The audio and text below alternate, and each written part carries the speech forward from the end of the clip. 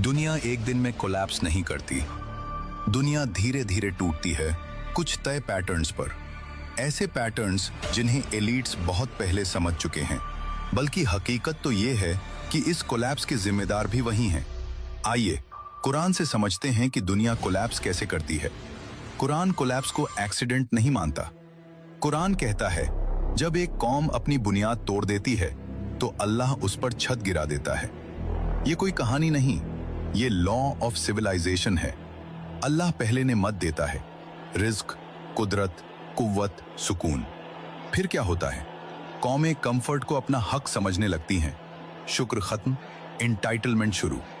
कुरान बोलता है जब हम किसी बस्ती को बर्बाद करना चाहते हैं तो उसके ऐश परस्त लोगों को खुली छूट दे देते हैं। कोलैप्स यहीं से शुरू होता है, जब सच महंगा लगने लगे और झूठ कन्वीनियंट हो जाए। कुरान का आईना। जब कहा जाता है जमीन में फसाद न करो तो कहते हैं हम तो सुधार कर रहे हैं। जुल्म को रिफॉर्म कहा जाता है, फसाद को प्रोग्रेस, गुनाह को personal collapse. Moral collapse civilisational collapse की रीढ़ की हड्डी होता है। जब पावर जवाबदेह न रहे, जब एलीट्स कानून से ऊपर हो जाएं, जब जस्टिस सिर्फ कमजोरों के लिए बच जाए।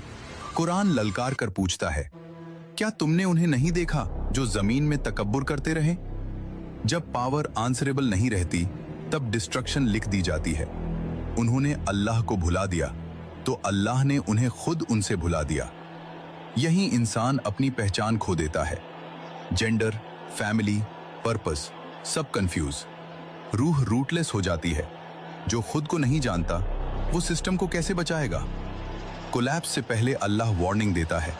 नबी, आलिम, कुदरती निशान, इकोनॉमिक प्रेशर, सोशल केओस।